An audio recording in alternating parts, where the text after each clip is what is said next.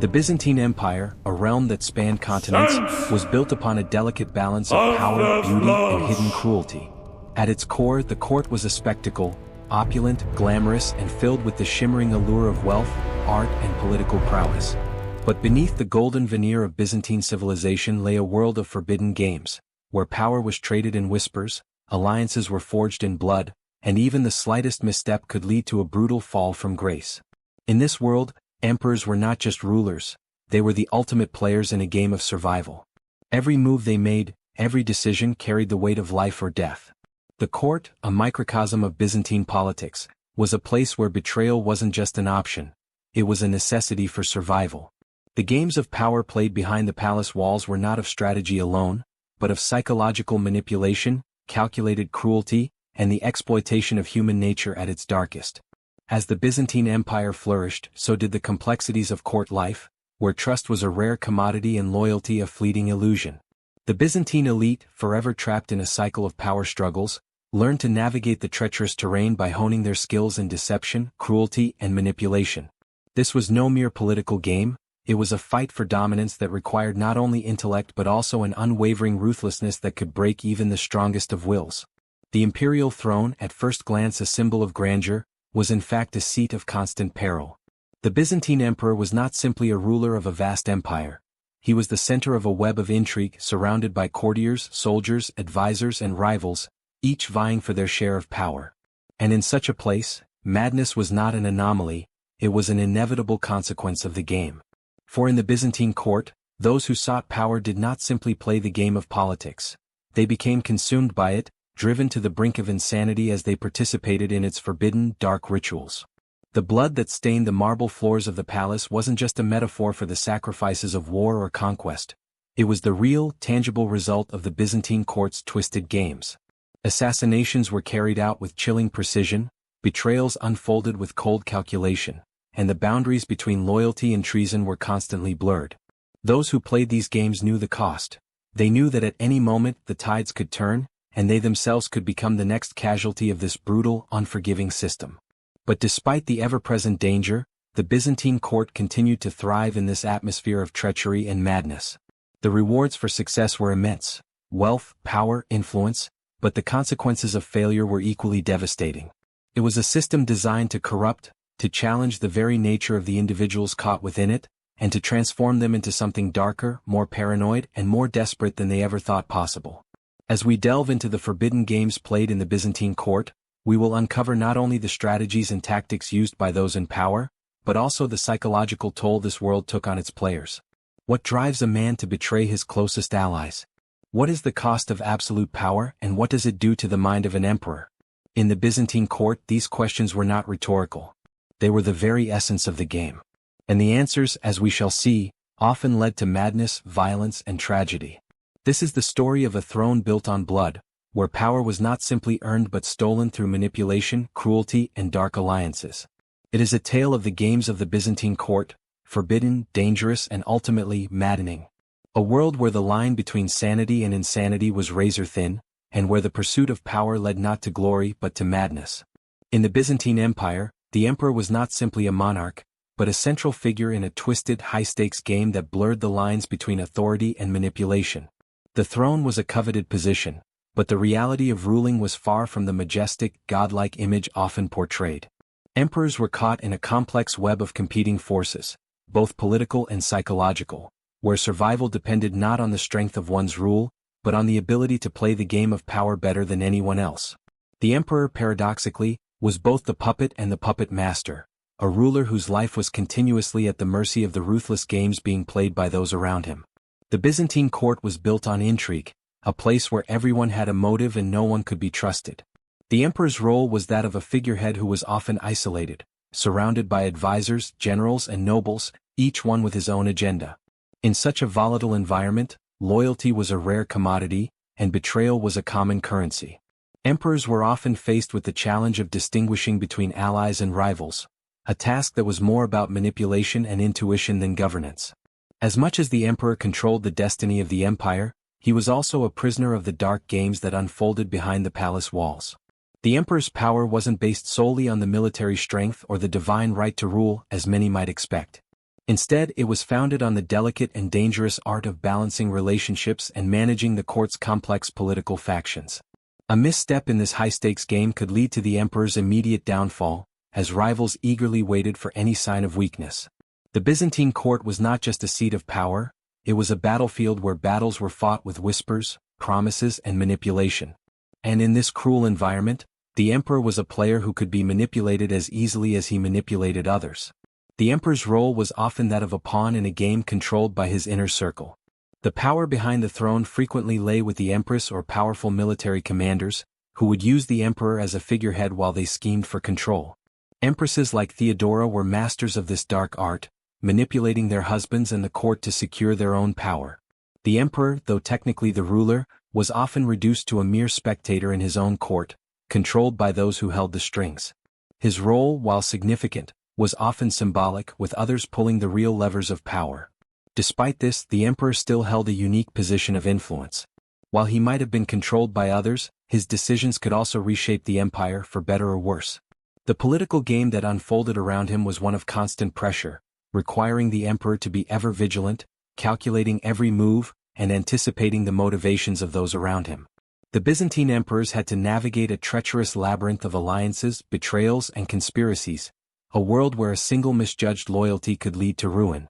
One of the key aspects of the emperor's role in these games was his ability to manipulate those around him. Though seemingly passive, the emperor was often a master of subtle manipulation, using favors, rewards, and promises to turn the tide in his favor.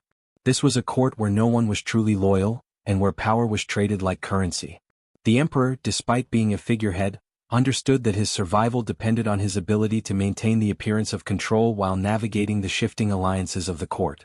Each relationship was a potential double-cross waiting to happen, and the emperor's survival often depended on his ability to outwit those who sought his throne. But the emperor was not the only one playing the game. As much as the emperor had to maneuver carefully through the politics of the court, so too did the courtiers and advisors around him. The most powerful of these courtiers, often generals or high-ranking officials, were always seeking ways to outmaneuver the emperor and seize power for themselves. These figures were skilled in the art of manipulation, understanding that even a slight shift in loyalty or a well-placed whisper in the emperor's ear could shift the balance of power. They acted as hidden forces, using their influence to push the emperor toward certain decisions, while simultaneously plotting his downfall when he became a liability. These power players were a constant presence in the emperor's life, forcing him to play a constant game of chess where every move could be his last. This psychological pressure created a toxic environment for the emperor.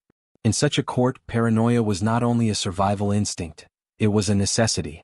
The emperor could not trust anyone, not his closest advisors nor his generals, nor even the empress sitting beside him. Every word, every gesture, every decision was laced with potential betrayal. The sense of isolation that came with this constant threat of conspiracy was perhaps one of the most damaging aspects of Byzantine rule. The emperor's mental state deteriorated over time, as the weight of these manipulations took their toll. He could never truly relax, could never trust that those around him were working for the empire's best interests, for in the Byzantine court, the pursuit of power always came first. Ultimately, the game that the emperor was forced to play was one of survival, not just in terms of his throne but in terms of his mind. The isolation, paranoia, and manipulation could break even the strongest of rulers. Emperors who were once formidable in battle could be undone by the psychological warfare of court politics, forced into madness by the very system that kept them in power. The emperor's role in the Byzantine court, as both a puppet and a puppet master, underscores the dark and twisted nature of the empire's power dynamics. Behind every victory was a complex web of manipulation and cruelty, where even the most powerful were vulnerable to the game.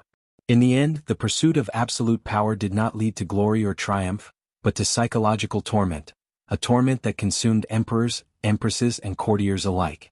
The true cost of playing the dark games of the Byzantine court was not just political, it was deeply personal, destroying the very minds of those caught within its web. In the Byzantine Empire, the empress was far more than the emperor's wife. She was a key player in the court's brutal political games, a figure who wielded a subtle yet devastating form of power. The role of empress in this complex and dangerous game was often as a hidden force behind the throne, pulling strings and shaping the destiny of the empire from the shadows. While emperors might have been the public face of the empire, it was often the empress who controlled the levers of power, using manipulation, seduction, and psychological warfare to secure her place, and that of her family, on the throne. The Byzantine court was a place where loyalty was often a fleeting illusion, and ambition ran rampant. The empress, aware of the precariousness of her position, often had to use every tool at her disposal to survive in a world where betrayal was a common currency. The Byzantine Empire, with its internal power struggles, left women like the empress to navigate a treacherous path, balancing beauty and intellect with cunning and ruthlessness. The court, as a result, became a game of manipulation, where relationships were carefully cultivated, discarded, or destroyed based on the shifting tides of power. In such a high-stakes environment, the ability to control the emotions and actions of others became an invaluable skill, and it was here that empresses such as Theodora and Irene of Athens would rise to prominence. One of the most famous and notorious examples of an empress using manipulation and psychological control was Empress Theodora. Born into humble beginnings, Theodora's rise to power was a testament to her exceptional skill in court politics. Her intelligence, ambition, and ability to navigate the Byzantine court's labyrinth of intrigue allowed her to maneuver into a position of immense power. But it was her ability to manipulate those around her, including her husband, Emperor Justinian, that set her apart from other figures in the Byzantine court. Theodora's relationship with Justinian was one of mutual dependence and power. While Justinian was the emperor, Theodora was his most trusted advisor, often using her influence to steer him toward the decisions that would benefit her and her supporters. Theodora understood that the emperor, despite his position, was just as vulnerable as anyone else in the court. And so, she exploited this vulnerability, playing the game of power as skillfully as any man. Her rise was not just the result of her beauty or her political savvy, but also her understanding of the psychological warfare necessary to gain and retain power in a court as dangerous as that of the Byzantine Empire. In order to maintain control, Theodora often had to outwit rivals and manipulate potential threats. One of the most infamous episodes of her reign was her role in quelling the Nika riots, a violent uprising that threatened Justinian's rule. While Justinian wavered, unsure of how to respond, it was Theodora who stepped forward, displaying unparalleled courage and cunning. Her words, "The purple is too dear a thing for me to give up," displayed not just her unyielding resolve but also her understanding of the psychological dynamics at play. She knew that power was not merely about control over others, but control over perception. Her manipulation of the situation turned the tide in her favor, and she secured her position as a co-ruler of the empire, demonstrating her extraordinary ability to manipulate both events and people to her advantage. But Theodora was not the only empress to use manipulation to achieve her goals. Empress Irene of Athens, who ruled as empress regent for her son, Constantine VI, also displayed her ruthless cunning. Irene's rise to power was marked by her ambition and strategic thinking. She knew that her position as regent would only be secure if she could outmaneuver both her enemies and her own son. Irene's political machinations were driven by a single goal: to maintain control of the empire and ensure that her power was never threatened. Her ability to manipulate both the political elite and the people was unmatched. One of Irene's most controversial moves was the blinding of her own son, Constantine VI, to secure her rule. While such an act was unspeakably brutal, it was also a testament to the cutthroat nature of Byzantine politics. Irene's actions, though shocking, were not born of insanity, but of a calculated, strategic mind willing to sacrifice everything, including family, in the pursuit of power. This cold decision, in which Irene blinded her son and effectively ended his claim to the throne, revealed the psychological depths to which empresses in the Byzantine court were willing to descend in order to maintain control. The manipulation of the emperor and court officials was not limited to personal ambition alone. It was also tied to the survival of the empire itself. In a world where power was constantly in flux and the throne could be lost at any moment, the empresses had to be ruthless, using all the psychological tools at their disposal to keep their enemies at bay. The court was filled with plots and conspiracies, and an empress could not afford to be naive. She had to understand the power of fear, the strength of alliances, and the fragility of loyalty. Every decision was fraught with risk and every betrayal could be deadly. Yet the manipulation was not confined to political maneuvering alone, it was often psychological as well. Empresses used their influence to control the emotions of those around them, from the emperor to the courtiers. Love, loyalty, and fear were all part of the emotional landscape of the Byzantine court, and an empress had to be adept at using these emotions to maintain her power. Whether it was through seduction, fear, or careful positioning, the empresses of the Byzantine Empire knew how to make those around them dance to their tune. The psychological toll of such manipulation was immense. While empresses like Theodora and Irene may have gained immense power, they did so at the cost of their own emotional well-being. The constant pressure to maintain control, the manipulation of those around them, and the brutal political decisions they had to make all took a toll on their mental health. The more they manipulated the minds of others, the more they became consumed by the very games they played. In a court built on intrigue and betrayal, the line between control and madness was razor-thin. Theodora and Irene's stories are not just those of powerful women in a male-dominated world. They are the stories of rulers who understood the psychological warfare necessary to succeed in a court where loyalty was a rare commodity and betrayal was commonplace. Their ability to manipulate and control, both politically and emotionally, ensured their survival in a world where power was everything. But at what cost? The answer to that question lies in the madness that eventually claimed many of the figures who played these dark games, driven by the psychological toll of their manipulations. In the end, the empresses of the Byzantine court were more than just figures of political intrigue. They were masters of a game of manipulation and madness, where survival depended not on virtue or kindness, but on the ability to control, deceive, and outwit those around them.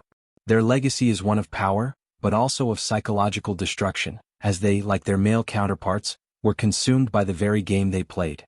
In the Byzantine court, loyalty was a fragile commodity, easily bent and broken by ambition, greed, and self-preservation. The courtiers, the generals, high-ranking officials, advisors, and palace servants, were the true manipulators of power in the empire, working tirelessly behind the scenes to shape events and decisions. For these men and women, survival was not guaranteed by military might or divine favor but by a constant game of alliances, betrayals, and psychological warfare. To thrive in such an environment, the courtiers had to be more than just obedient servants. They had to be cunning, calculating, and willing to risk everything for power. Their loyalty, when it existed, was often transactional, serving their personal ambitions rather than any ideal of service to the empire. The Byzantine court, while outwardly a place of ceremonial grandeur and political importance, was a breeding ground for deceit and subterfuge. Every courtier had a role to play, but none of these roles were permanent. The shifting allegiances and ever-changing power dynamics meant that no one was ever truly safe. In this high-stakes game of survival, being too loyal or too trusted could be as dangerous as being openly disloyal. Those who were trusted by the emperor or empress could easily become targets for those looking to climb the social ladder. Likewise, those who appeared too ambitious risked becoming enemies of the powerful. The game of loyalty and betrayal was particularly evident among the generals and military leaders. These men, often the most powerful figures in the empire after the emperor himself, were constantly jockeying for position. They wielded military power, but they also knew that their loyalty could be bought and sold as easily as any piece of property. In the world of Byzantine court politics, a general's loyalty to the emperor was often contingent on how much power and influence the emperor could offer in return. This transactional loyalty made alliances fragile and unpredictable.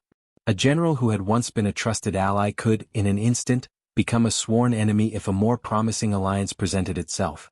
One of the most famous examples of this kind of betrayal involved the general Belisarius, one of the most celebrated military figures of the Byzantine Empire during the reign of Emperor Justinian. Belisarius had once been a loyal servant to the emperor, achieving great military successes in the wars against the Vandals and the Ostrogoths. However, his loyalty was put to the test when his political rivals at court began to view him as a threat. Despite his accomplishments, Belisarius found himself increasingly isolated from Justinian and at the mercy of court politics. In an attempt to remove him from the equation, his rivals manipulated the emperor's fears and insecurities, convincing him that Belisarius' growing popularity might lead to rebellion. Eventually, Belisarius was sent into disgrace, accused of corruption and stripped of his military command, even though there was no solid evidence to support these accusations. The fall of Belisarius is a perfect example of how loyalty in the Byzantine court was not about devotion but about survival. The shifting allegiances, personal ambitions, and hidden agendas at play meant that loyalty was a currency that could be exchanged or discarded at any moment. The emperor, caught in this web of betrayal, had to constantly decide who could be trusted and who was secretly plotting against him. His decisions, often influenced by those with their own agendas, were not always based on reason or loyalty but on the manipulative tactics of those closest to him. But the courtiers were not just concerned with the emperor and military power, they also played a key role in manipulating the psychological landscape of the court itself. At the heart of these intrigues was the art of psychological warfare. Courtiers learned to play on the fears, insecurities, and desires of others. They knew how to make promises of loyalty, only to break them when it suited their purposes. A courtier might feign friendship to gain favor, only to betray that friendship when a more lucrative alliance came into play. Trust was a rare and valuable commodity, but even those who seemed to have the emperor's ear could be flipped in an instant, as they weighed their options and moved to secure their own future. This kind of manipulation was not limited to the men at court. Women, too, played a crucial role in these power dynamics. Women in the Byzantine court, particularly empresses, consorts, and the high-ranking daughters of noble families, were not just passive bystanders in the political games that unfolded. They were often the silent but powerful forces behind the scenes, using their relationships, beauty, and charm to sway the men in power. These women understood that their place in the court was not just about bearing children or providing companionship but about securing alliances, manipulating public opinion, and positioning themselves as crucial figures in the empire's political framework. One of the most significant women in the Byzantine court was Empress Theodora, whose rise to power had already been discussed. However, it is important to highlight how she used her influence over the courtiers to maintain her position.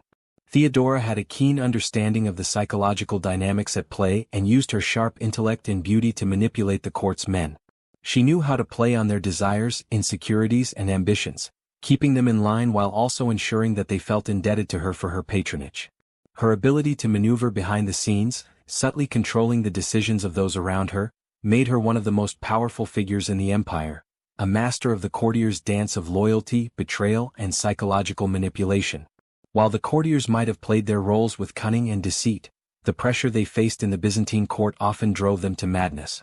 The constant backstabbing, the need to constantly re-evaluate alliances, and the ever-present threat of assassination or exile could take a profound psychological toll on even the most calculating of minds.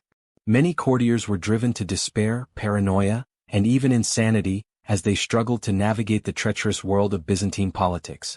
They could never afford to rest on their laurels, for the moment they relaxed their vigilance, they risked being overthrown, manipulated, or discarded. A prime example of this psychological toll is the tragic case of Michael VI Stratiatikos, a Byzantine emperor who ruled during a period of intense political strife. Michael was a man of moderate intellect and a loyal servant to his predecessors, but he found himself ensnared in the web of court politics. He was manipulated by powerful courtiers who used him as a pawn in their schemes, gradually stripping him of any real authority.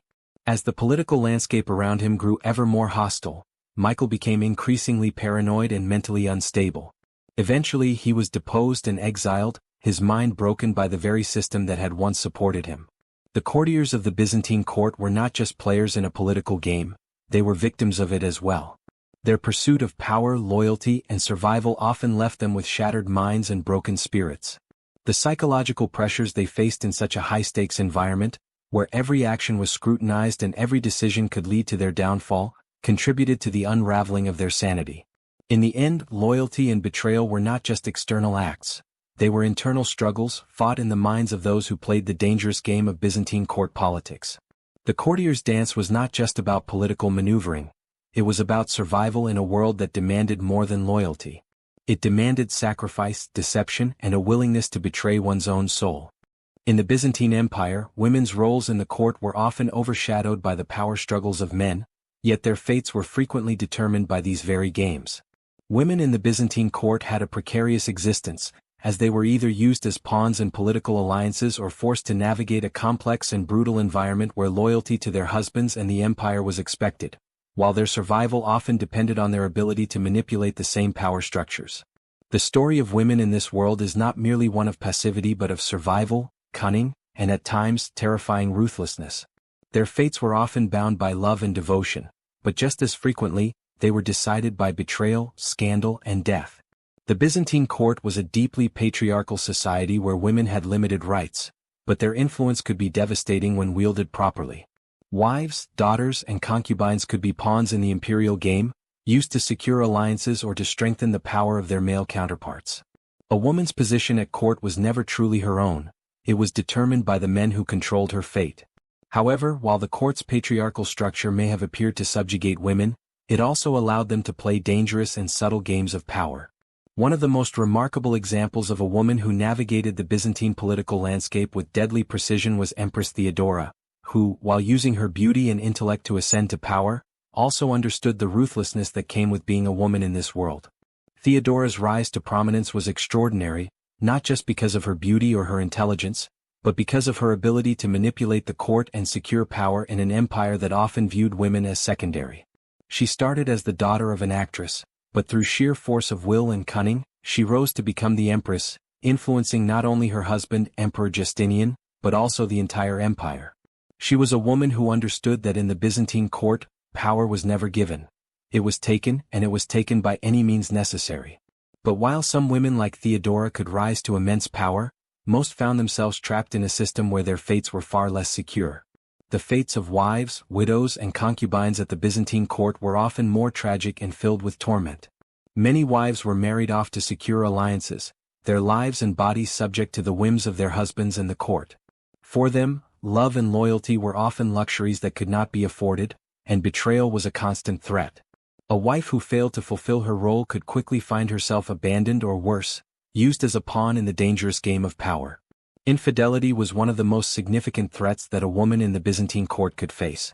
If a wife was suspected of betraying her husband, the consequences could be both brutal and public. The Byzantine Empire had a strict moral code, and the slightest hint of scandal could ruin a woman's life. Women who were caught in such situations often faced the ultimate punishment: death. But even in death, women's fates were sometimes seen as a reflection of their husband's power and status. For example, the infamous case of Empress Theodora's daughter-in-law, Eudocia, sheds light on how deeply intertwined love, loyalty, and death were in the imperial world. Eudocia was a woman who found herself trapped in a loveless marriage to Emperor Theodosius II. Her struggles with infidelity and the inability to secure power through her marriage led to her tragic downfall. Initially, she had been a beloved empress, but after her rumored infidelities became known, she was forced into exile. Her banishment was not only a punishment for her perceived disloyalty but also a reminder to the court of the consequences of a woman's failure to adhere to the social and political expectations placed upon her. In many ways, Eudocia's fall from grace symbolizes the brutal fate awaiting those who fail to navigate the treacherous waters of court life, where every emotion, every action, could be twisted into a betrayal. For many women, widowhood was an equally treacherous path. Widows were often left without protection or resources and were at the mercy of the political machinations of the court. Widowhood could be a death sentence if a woman lacked powerful allies, as her future depended entirely on the actions of her family or, in some cases, the emperor. Widows like Anna Damascena, the mother of Emperor Alexios I Komnenos, proved that it was not merely the power of their husbands that mattered but the political cunning and survival instincts of the women themselves. After the death of her husband, Anna managed to secure the power and influence necessary to protect her son and rise to a position of immense political sway, something that few other widows could achieve. However, the most common fate for many women was to be silenced, ignored, or quietly disposed of when they no longer served a purpose to the court or the emperor. Women who fell out of favor were often discarded with little regard for their well-being. Whether through exile, confinement in a convent, or worse, execution, the fate of women in the Byzantine Empire was determined by the whims of the men in power. For many, their entire existence was consumed by the desire to secure a future for their children or their families, a future that often ended in tragedy or disgrace. One of the most infamous acts in Byzantine history that demonstrates the fate of women who fell out of favor was the case of Empress Zoe. Zoe Porphyrogenita was one of the most powerful women in Byzantine history, but her path to power was paved with blood and treachery. Married to multiple emperors, Zoe's reign was marked by political machinations, betrayal, and scandal. She had been married to several of her imperial consorts, but none of them were able to secure their reigns. As each of her husbands was either killed or deposed, Zoe continued to hold power, despite being relegated to a mere political pawn. In the end, Zoe was forced into a convent, her life reduced to one of religious seclusion after a life of immense political influence. The brutal treatment of women in the Byzantine court reflects the darker aspects of imperial life. Women's roles were shaped by the political necessities of the court and the desires of powerful men, but they also played a significant role in shaping the court itself. Their fates were often tragic, their survival dependent not just on loyalty or love, but on their ability to manipulate and endure. For women in the Byzantine Empire, power was something that could be fleeting, easily taken away, and even more easily destroyed. Their stories, though often overlooked in the larger narrative of empire, serve as a chilling reminder of the brutal realities of court politics, where loyalty could be a death sentence, and where a woman's value was often measured by her ability to navigate a world designed to destroy her. The Byzantine Empire was a land forged in the extremes, where its rulers balanced the intricacies of religious devotion with the harshness of political survival. In such a world, punishment wasn't just about deterrence or justice, it was a form of purification, a brutal means of cleansing the soul, securing loyalty and maintaining divine favor. For both emperors and commoners, the line between physical pain and spiritual rebirth was razor thin. The Byzantines believed that suffering could cleanse a person of their sins, bring about a purification of the soul, and at times restore the moral order of the empire itself. Punishments were not merely disciplinary, they were deeply symbolic acts designed to reaffirm the power of the emperor, the strength of the empire, and the divine will that justified such cruelty. These rituals were a paradox where beauty and brutality intertwined, an empire that prided itself on its rich cultural heritage, its art, its architecture, and its religious piety, but at the same time, indulged in some of the most violent and psychologically devastating forms of punishment. These punishments, both public and private, were not only meant to instill fear in the populace but also served as a reflection of the empire's unyielding belief that power came through suffering. In the extreme environments of Byzantine justice, this belief was especially pronounced, where the extremes of fire and ice, the very elements of destruction and purification, mirrored the emotional, psychological, and physical extremes to which individuals could be pushed. At the core of Byzantine punishment rituals was the idea of physical pain as a form of purification. The empire's legal system was one that valued suffering as both a punishment and a rite of passage, often performed with a public spectacle to reinforce the power of the emperor and the sanctity of the state. Physical punishment, ranging from flogging to disfigurement, was used not only to punish wrongdoers but to maintain a sense of divine order. Punishments were designed to be symbolic, to send a clear message that any transgression against the emperor or the laws of the land was not just an offense against the state, but against the very will of God. One of the most well-known forms of punishment in the Byzantine Empire was the scourging of the flesh, a ritual that involved public flogging with whips, often accompanied by various forms of humiliation and shaming. This was not just a physical punishment but a deeply symbolic one, designed to humiliate the criminal and strip away their dignity, thus forcing them to reflect on their sin and seek redemption. The ritual itself, a blend of violence and penitence, echoed the Byzantine belief that suffering could lead to purification, whether for the individual or for the empire as a whole. The punishment of traitors was perhaps the most intense and symbolic in Byzantine society. Those who betrayed the emperor or the empire were subjected to the most grotesque forms of torture and execution, acts that reflected not just vengeance, but the state's need to rid itself of corruption and restore order. The act of impalement, which saw the victim skewered on a long wooden stake, was particularly terrifying. This punishment was reserved for those who posed the most serious threats to the imperial order: rebels, traitors, or military leaders who sought to usurp power. The victim's death was slow and agonizing, but in Byzantine eyes, this was the price of treason. It wasn't just a punishment, it was an act of purification for both the state and the soul. The grotesque spectacle was designed to remind everyone that betrayal came at the highest price. However, there was a darker element to these brutal rituals. The act of punishment in the Byzantine world wasn't always solely about divine retribution. It could be a form of power consolidation for the emperor. Those who were executed or punished were often stripped of their human dignity, a psychological humiliation that could serve to reaffirm the emperor's supremacy. The ritual of punishment served as a reminder that the emperor was not just a political leader, but a divine figure, ordained by God to bring justice to the empire. In this sense, punishment was as much about the emperor's image as it was about the sin of the accused. A public execution, a disfiguring punishment, or the branding of a criminal was as much about projecting the emperor's absolute power and divine authority as it was about punishing the guilty.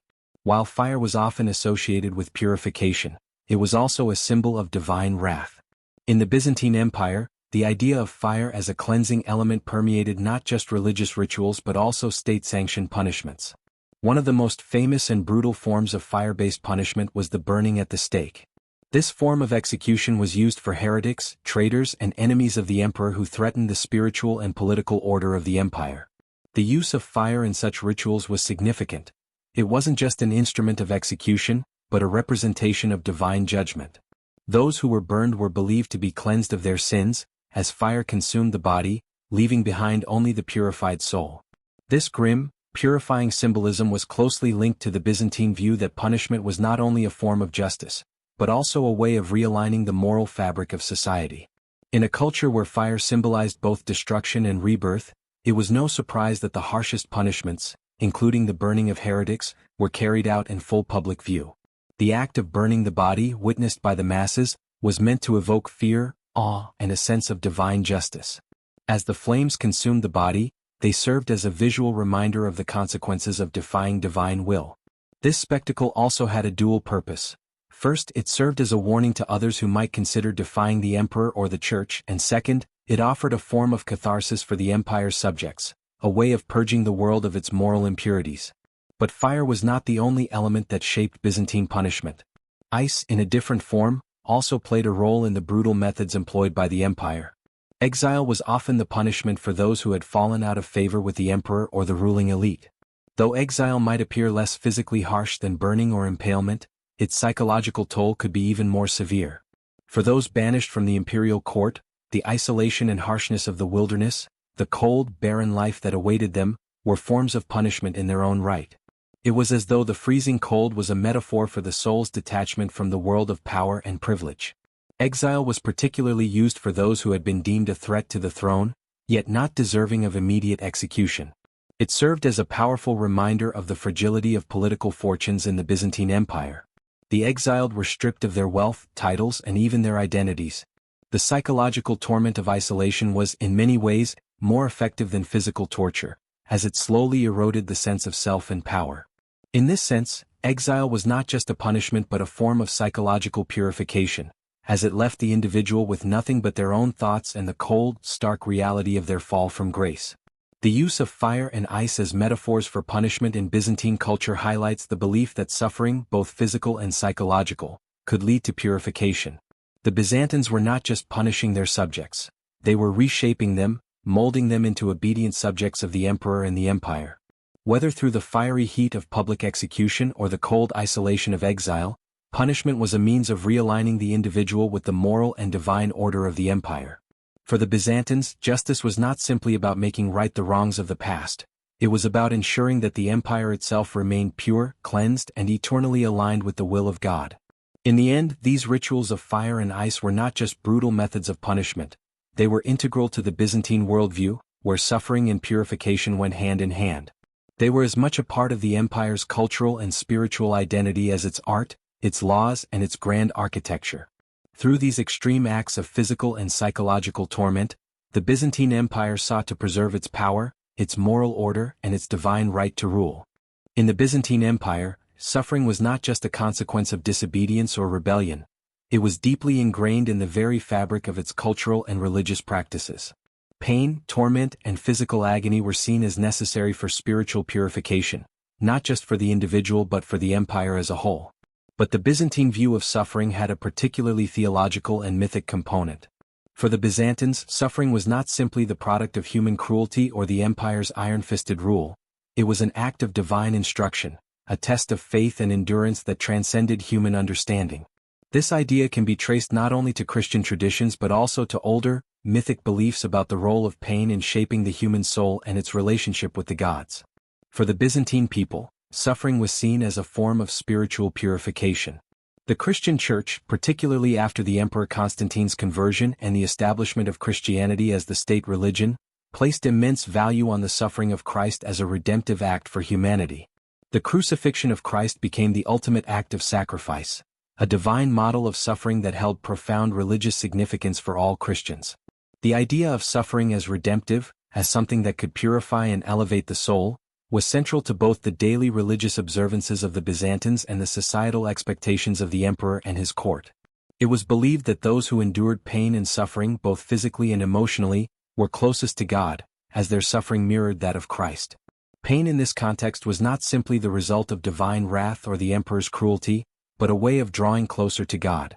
The Byzantines believed that suffering brought one's soul into alignment with the divine, purging it of sin and spiritual impurity. This belief was reflected not just in religious practices but also in the way the empire governed. Even the most brutal punishments were justified in terms of spiritual redemption and moral clarity. The physical toll of punishment, from the whipping of criminals to the more violent methods of execution, was seen as an act of purification, both for the individual and for the moral health of the empire. The concept of suffering as purification was as central to Byzantine identity as any of its political or military conquests. Pain was the crucible through which the human soul was tested, and only those who endured it could emerge as pure, faithful servants of God and the emperor. But the notion of suffering as a divine lesson didn't end with the teachings of Christianity. Long before the rise of Christianity, the ancient world was filled with mythological traditions that held suffering as a divine teacher, and this idea found a strange resonance in the Byzantine Empire. The mythology of the gods, particularly in the Greek and Roman traditions, often portrayed deities who imposed suffering as a means of teaching important lessons. One of the most notable examples of this ancient view of suffering as a divine lesson can be found in the figure of the god Odin from Norse mythology. Odin, the chief of the Norse gods, is often depicted as a figure who willingly subjected himself to intense suffering as part of his pursuit of knowledge and divine wisdom.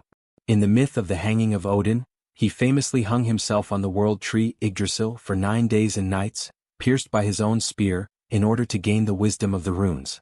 Odin's self-inflicted suffering was not seen as a weakness or a punishment but as a necessary sacrifice for the greater good of the world. He understood that true wisdom and power could only be gained through suffering, and he was willing to endure unimaginable pain to acquire the knowledge that would allow him to guide his people.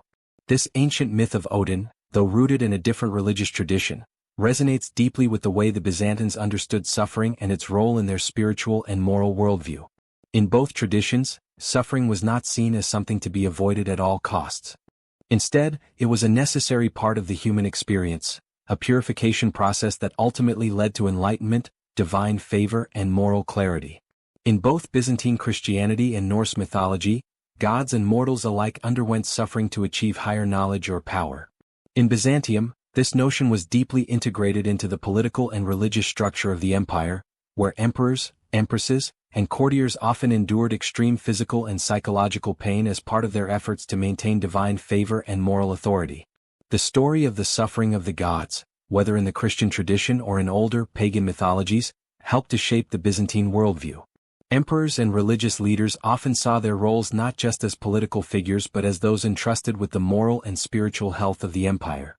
To them, the act of suffering wasn't merely a punishment for wrongdoing, it was a means of achieving the greater good, an opportunity to prove their devotion to God, their willingness to endure for the sake of their people, and their capacity to maintain the moral integrity of the empire. Even in the most brutal moments of Byzantine history, suffering had an almost mystical dimension. The bloodshed of battle, the harshness of exile, and the pain of public punishment were viewed as sacred trials that purified the soul and brought one closer to divine will. One of the most dramatic and disturbing manifestations of this idea was the practice of self-inflicted suffering by some of the Byzantine emperors. There are numerous accounts of emperors who subjected themselves to physical torment in an effort to prove their piety or to atone for their sins. For example, Emperor Justinian, though known for his vast architectural and military achievements, also engaged in acts of penance, including fasting and flagellation as a means of purifying his soul. These acts of personal suffering were a demonstration of his devotion to God and his role as a divine ruler. Such practices were not isolated to Justinian, they were common among the ruling elite who believed that their suffering could serve as a model for their subjects. The psychological implications of this belief in suffering were far-reaching.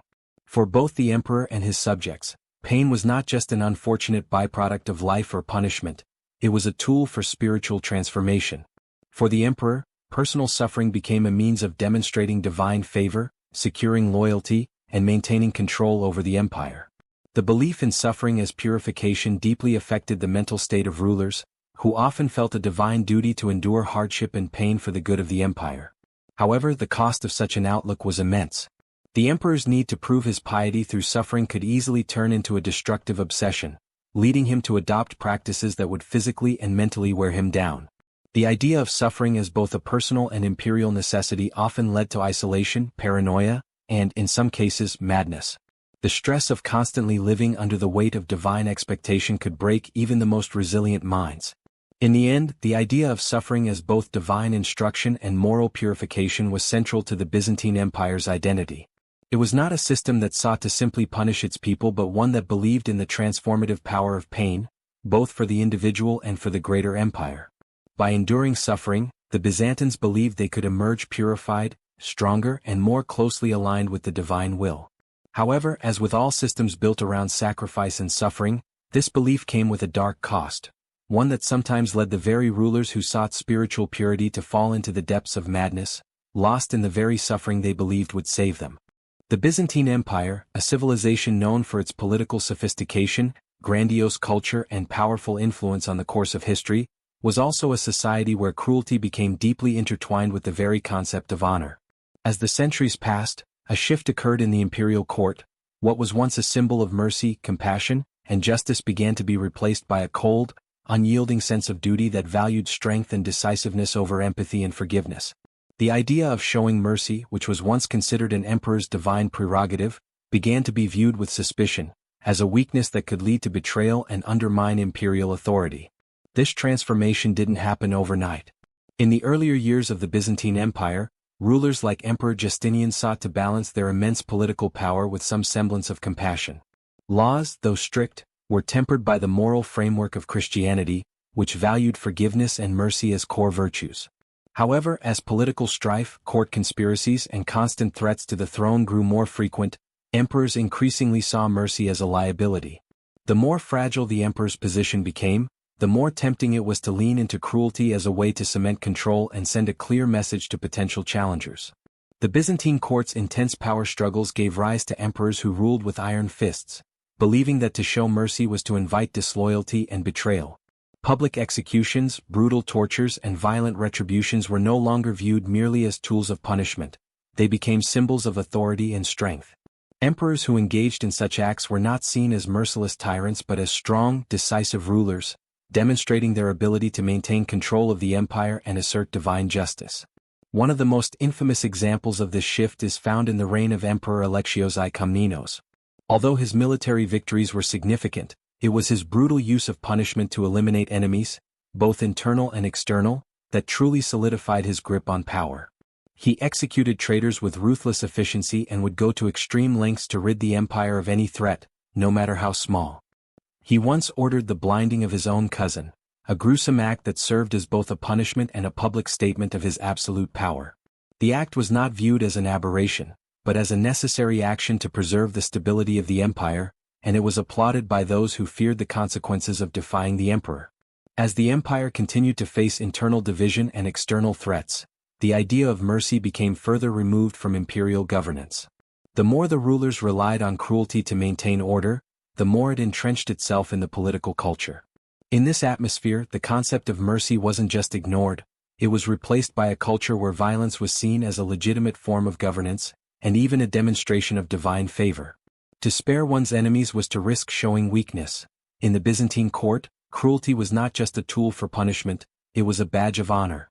By the time of the empire's decline, this rejection of mercy had become so entrenched that it contributed directly to the empire's downfall.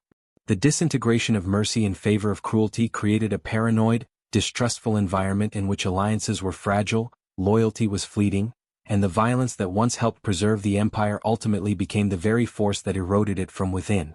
The tragic irony of the Byzantine Empire is that its rulers, in their obsessive pursuit of absolute power, lost sight of the core virtues that had once defined their civilization. The brutality they used to secure their thrones left them alone and vulnerable, unable to reclaim the moral high ground, until the empire crumbled under the weight of its own cruelty.